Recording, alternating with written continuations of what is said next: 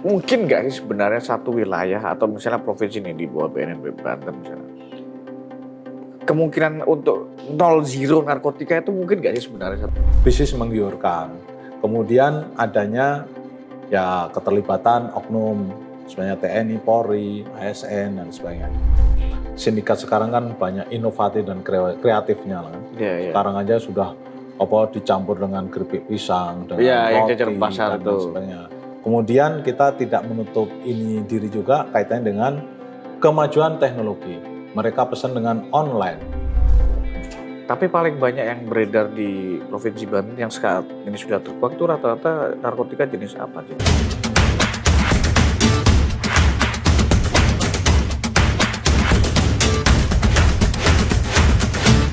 Assalamualaikum warahmatullahi wabarakatuh. Terima kasih kembali lagi dengan saya Agung Lilianto Wibowo, Content Manager tribunbanten.com. Hari ini 26 Juni 2024 kita memperingati Hari Anti Narkoba Internasional. Sekarang saya berada di kantor ruangan Kepala BNNP Provinsi Banten dengan Pak Brigjen Pol Rohmat Nur Said.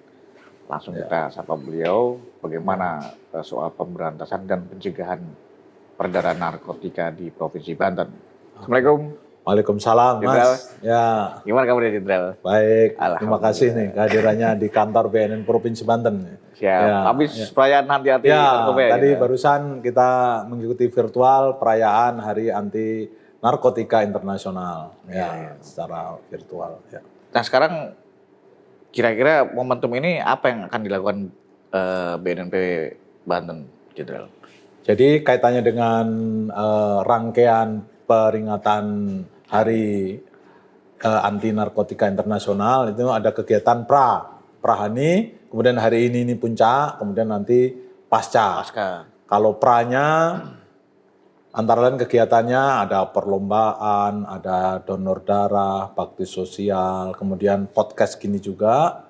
Kemudian hari ini adalah puncaknya, kita mengikuti secara virtual. Pelaksanaan di pusat itu dilaksanakan di Pekanbaru Riau.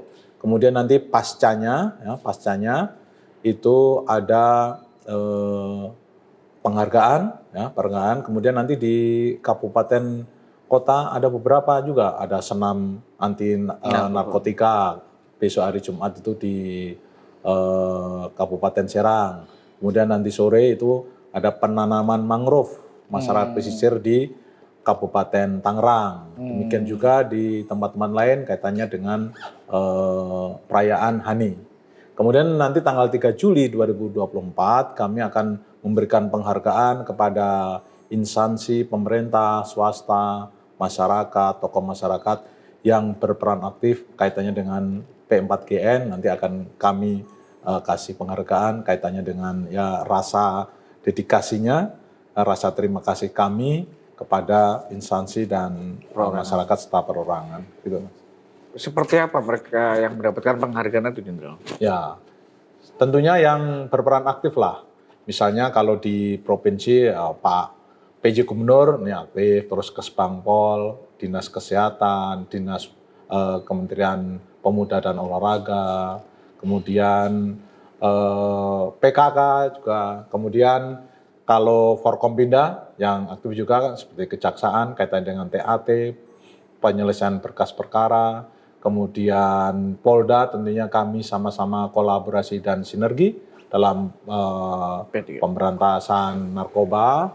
Demikian juga kan masyarakat ada yang memberikan hibah tanah, ini Haji Embai, kemudian tokoh agama yang sama-sama memberikan sosialisasi bagaimana bahaya narkoba dan lain sebagainya, termasuk para penggiat relawan anti narkoba. Ya. Oh, yang tadi ada yang kasih hibah tanah tuh, Pak Haji Embai itu. Ya, Haji Embai yang ngasih hibah tanah, yang rencana itu akan dibangun pusat rehabilitasi di wilayah Banten ini. Sudah dimulai atau? Ya, baru, belum. Itu maketnya sudah dibuat, tapi baru maketnya tentunya kan harus ada. Tadi saya sudah matur juga ke Pak PJ, nanti mudah-mudahan bisa direalisasikan. Jadi 5,5 hektar di Cikotak di Padarincang sana. Pusat rehabilitasi di Provinsi Banten pusat ya. rehabilitasi di Banten karena kan belum ada di Banten ini. Nah kalau pusat rehabilitasi gitu akan dikelola BNN atau Pemda? Ya kerjasama, Kerjasama nanti. ya? Kerjasama. Nanti kerjasama dengan Pemda, Pemprov, dan BNN. Sampai Nanti sekarang ini sudah ada belum pusat rehabilitasi di Banten, Jenderal? di Banten belum ada. Belum ada ya? Makanya belum ada. Iya, Kami iya. kalau ada pecandu yang pecandu itu yang berat gitu, yang harus rawat inap itu harus kita kirim ke Lido, ya pusat rehabilitasi BNN Republik Indonesia yang ada di Lido. Jilido. Itu, ya. Nah itu kan bagi pecandu. Ya. Kalau yang pengedar tentu pidana ya, Jenderal. Oh, kalau pengedar pidana, pengedar sama bandar pidana. Itu pengguna yang awal pecandu itu direhab. Kalau rehab itu apakah bayar atau gratis itu? Enggak, kalau rehab gratis. Gratis. Ya, gratis itu. Hah? Gratis. Kecuali yang swasta, nah, ada beberapa yang swasta kan. Tapi kalau yang di Lido gratis, termasuk yang di BNN kalau itu rehab rawat jalan itu gratis. Ya. Oke, Jenderal. Kalau misalnya pusat rehabilitasi Banten kan sudah ada lahannya nih kira-kira Ya. kan, tinggal proses pembangunan. BNN kira-kira atau sama Pemprov kira-kira menargetkan kapan kira-kira ada? Wah, ini kalau kaitannya dengan anggaran kan Iya. sudah dijanjikan ternyata dialihkan lain. Apalagi ini sebenarnya kan tanah sudah beberapa tahun yang lalu kan. Siap. Tahun 2020, 2022 itu kan kena COVID kan. refocusing, Semua ya. anggaran COVID. Ketika mau masuk 24 pemilu, Iya. pilkada. Nah, mudah-mudahan lah ini. Tadi saya sudah matur juga ke Pak PJ Gubernur ya nanti mudah-mudahan Pak kita agendakan bisa nih.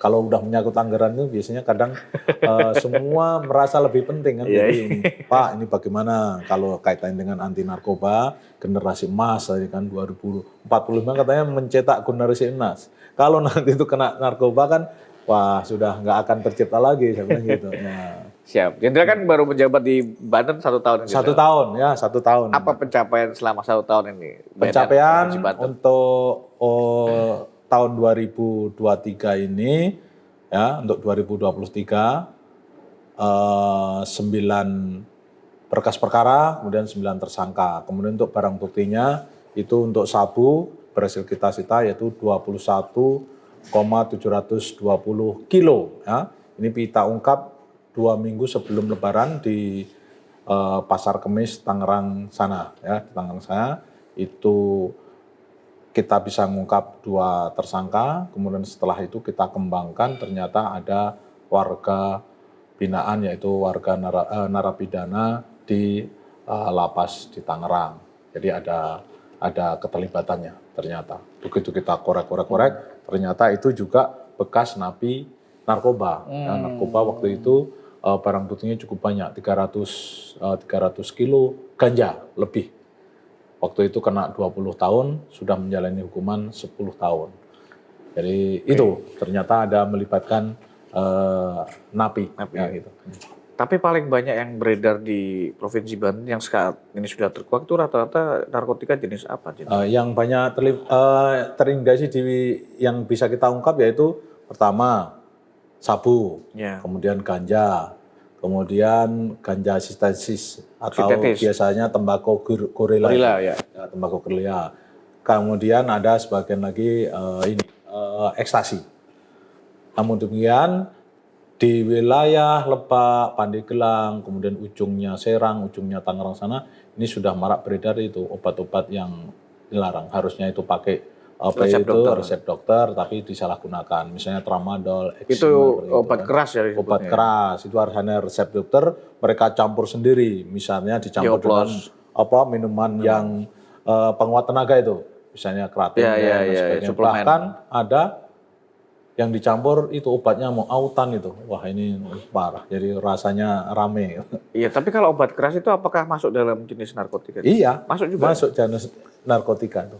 Itu ada di di Kementerian Kesehatan ada. Dan itu biasanya yang nangani penyidiknya nanti di kepolisian dan Balai POM. Kalau kami BNN itu kaitannya dengan narkotikanya. Tapi sering kita kerjasama dengan Polres dan Balai POM, itu rahasia di warung-warung yang menjual obat keras tersebut. Ya, gitu. Tapi jenis yang narkotika yang beredar tuh rata-rata jenis lama ya Jenderal ya? Gimana? Ada kira-kira Oh ya, jenis baru ada nggak? ada yang jenis baru. Apa Tapi itu kan ada berdasarkan ekspos dari BNN kemarin ada 93 ya katanya. Ya, 93. Nah, ini tentunya nanti kita harus sosialisasikan bekerja sama dengan Dinas Kesehatan, dengan Balai POM, kaitannya dengan jenis narkoba jenis baru ini. Siap. Kalau titik rawan Jenderal di Provinsi Banten nih, berapa Titik ada rawan. titik rawan?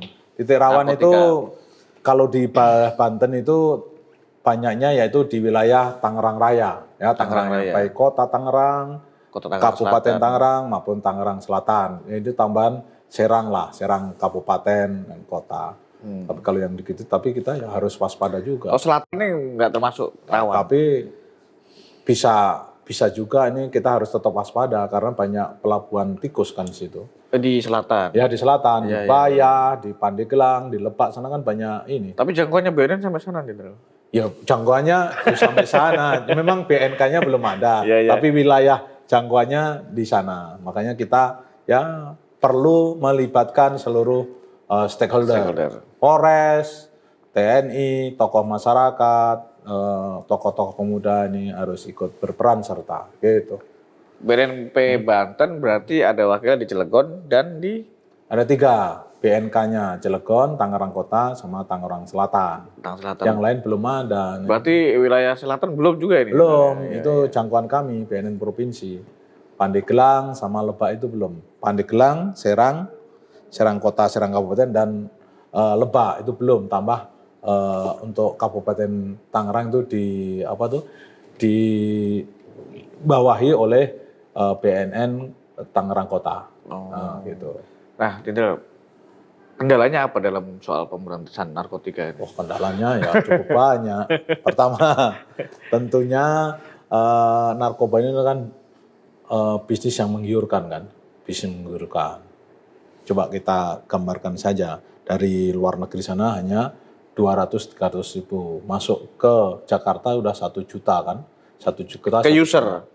Iya, di pengedarannya Oh, di itu. pengedarannya. Pengedarannya. Ini contoh satu ya yang sabu ya, yang Iya. sering banyak itu kan sabu. Dari sana, dari mana? Malaysia 400-500 masuk ke Jakarta, Banten ini 1 juta, 1,5 juta. Nanti masuk ke Maluku, ke Papua udah 3 juta, 3,5 juta. Kan bisnisnya 1 gramnya udah 2 juta, kan bisnis menggiurkan. Itu biaya distribusi. Nah, itu makanya Iya, itu kan bisnis menggiurkan. Kemudian adanya ya keterlibatan oknum sebenarnya TNI, Polri, ASN dan sebagainya. Dan memang narkoba ini kan backingannya kan pemodalnya dari luar negeri, ya. Dan ada keterlibatan sindikat internasional. Ada keterlibatan dari luar negeri. Nah, modalnya juga luar negeri. Kemudian wilayah kita, Indonesia, khususnya Banten itu kan wilayah yang banyak bolongnya, banyak pelabuhan tikus, pelabuhan rakyat itu. Khusus wilayah Banten justru yaitu tadi, udah 3 kan. Bandar udaranya kita punya bandara udara teramai dan tersibuk, yaitu Bandara Soekarno-Hatta. Kemudian untuk penumpangnya, pintu masuk Pelabuhan Merak. ya, Pelabuhan Merak itu kan pintu masuk Jawa, Dari Sumatera. Ya. Kemudian pelabuhan barangnya Bojonegara juga besar. Belum tambah lagi pelabuhan-pelabuhan tikus tadi. Ya. Di sini berdasarkan data itu ada 60 ini dermaga. Mana? Belum pelabuhan tikusnya. Makanya ya Personelnya berapa Jenderal? personil kami di BNN Provinsi Banten ini ada 70. Sama yang di Cilegon itu, bukan? Oh, enggak, Di luar yang itu di ya? sini. Di sini 70. Itu untuk ASN-nya hanya 23. Sisanya itu ada PPNPM atau kontrak sama penugasan termasuk kami ini, penugasan dari Polri. Berarti itu masuk dalam kendala juga Jenderal? Ya. Jadi ada yang bisnis menggiurkan, Iya, personel, termasuk anggaran. Anggaran di tahun ini kan banyak yang diblokir, refocusing ya. Ya di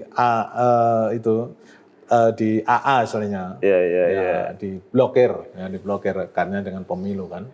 Siap. Gitu. Nah Jenderal, kalau misalnya mungkin nggak sih sebenarnya satu wilayah atau misalnya provinsi ini di bawah BNN Banten misalnya kemungkinan untuk 0 narkotika itu mungkin nggak sih sebenarnya satu Ya, wilayah? sepertinya nggak mungkin. Sepertinya nggak Apalagi mungkin, ya. sindikat sekarang kan banyak inovatif dan kreatifnya kan. Iya, iya. Sekarang aja sudah dicampur dengan keripik pisang, dengan Iya, yang roti jajaran pasar dan itu. lain sebagainya. Kemudian kita tidak menutup ini diri juga kaitannya dengan kemajuan teknologi. Mereka pesan dengan online, dia pesan dengan akun palsu. Iya, iya, iya. Nah, itu yang kita waspadai, ya harus kita waspadai. Ketika mereka pesan dengan sandi tertentu, kemudian mengirimkan, nanti dimasukkan ke sepatu, ke boneka, ke baju, ke buku dan sebagainya. Oke. Dan ketika sudah masuk ke jasa pengiriman, biasanya sudah di-lock gitu kan, masuk ke karung, Iya, iya. sudah lolos itu. Biasanya kita bisa ngungkap ketika ya istilahnya ya kita sadap gitu. Oh, kok ini pakai ini tertentu, sandi tertentu, pesennya tertentu. Tapi kalau dari sisi barangnya itu nggak bisa terdeteksi ya? Isi yang tadi kayak misalnya udah dimasukin boneka gitu. Oh, Nggak kalau terdeteksi. sudah ke jasa pengiriman itu biasanya kan masuk ke ini, dimasukkan terus karung itu kalau sudah masuk jasa pengiriman sudah lolos gitu. Kita bisa ngungkap nanti begitu ini nomor SIM-nya sekian, ini sekian, ini sekian, kemudian kita buka, oh bener ada, kita masukkan lagi, kemudian nanti ketika ada yang ngambil di Baru kita sergap. jasanya, baru Ya, kita ya, ya. sergap. Biasanya begitu ini tekniknya kita, kontrol delivery namanya. Oke, Jenderal. Kalau tadi kan ada 60 dermaga ya. Ya, Kalau di bandara kan ya kalau secara personel dan alatnya kan relatif lebih ya lebih ketat. canggih. Nah, kalau di yang kita lihat sekarang yang sering untuk arus keluar masuk orang Sumatera Jawa adalah Pelabuhan Merak. Nah, itu kira-kira bagaimana proses untuk pengawasan Ya mau pengawasan masuk maupun sementara keluar? ini ya pengawasan selama ini ya kalau ada informasi ya kalau ada informasi kemudian kami kerjasama dengan BNN pusat Ya. kemudian kami juga ada informasi dari BNN tetangga di Sumatera sana misalnya Koordinasi ada koordinasi ada mobil nomor ini tolong di ini ada bis ini membawa ini biasanya gitu.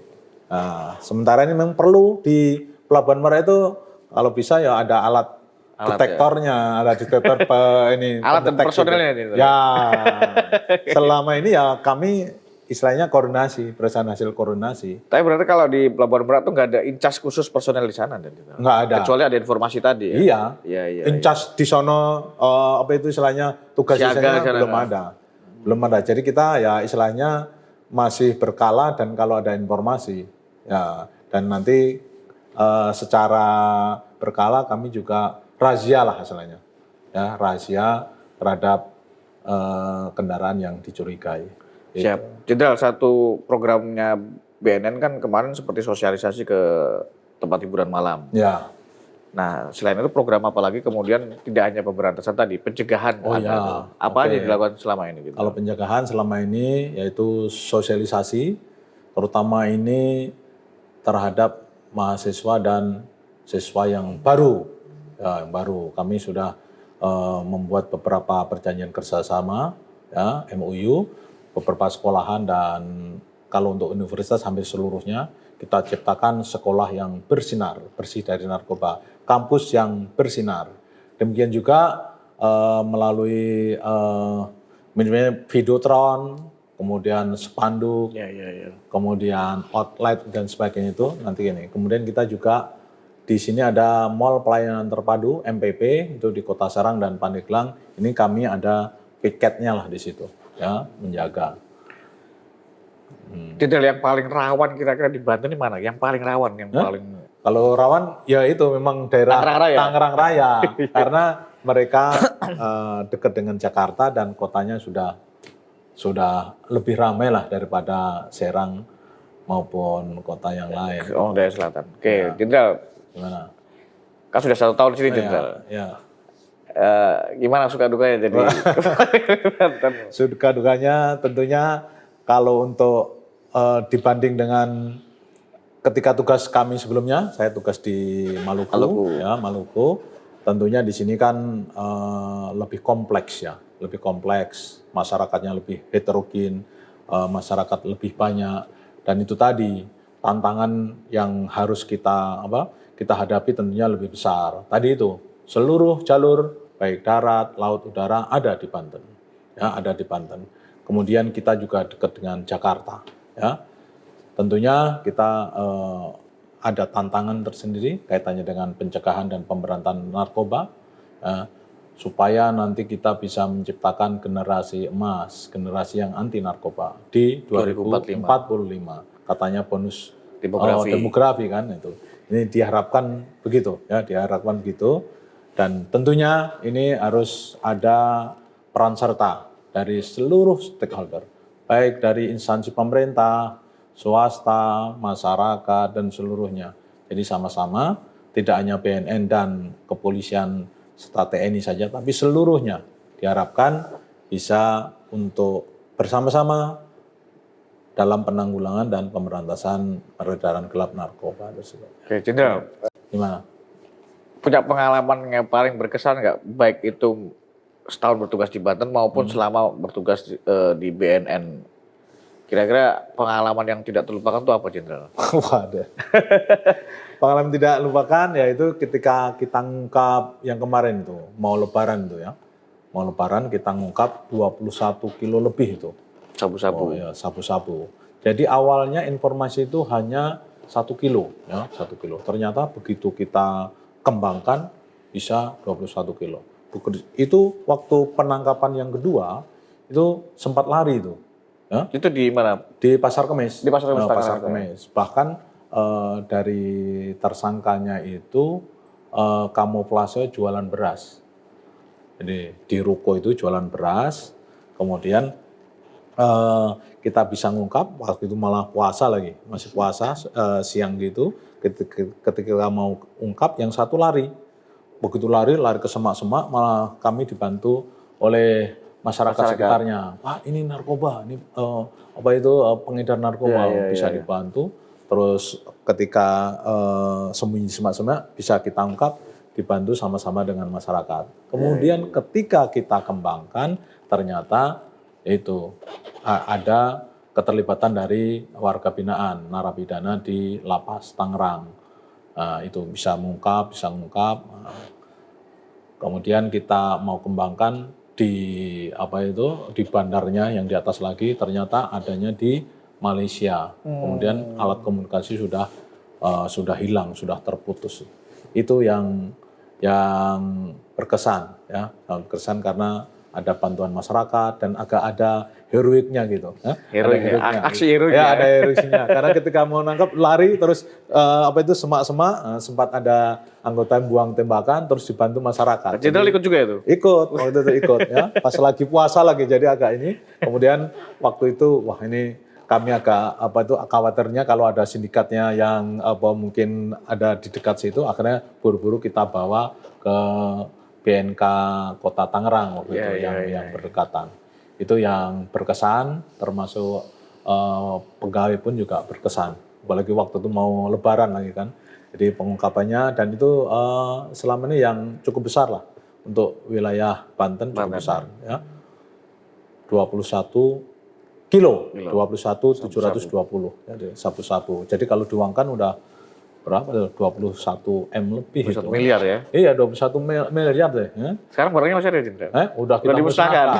Dimusnahkan pun kami tidak mau ini. Sendiri ya? Tidak mau istilahnya khawatir juga kan kalau nanti diganti sama itu.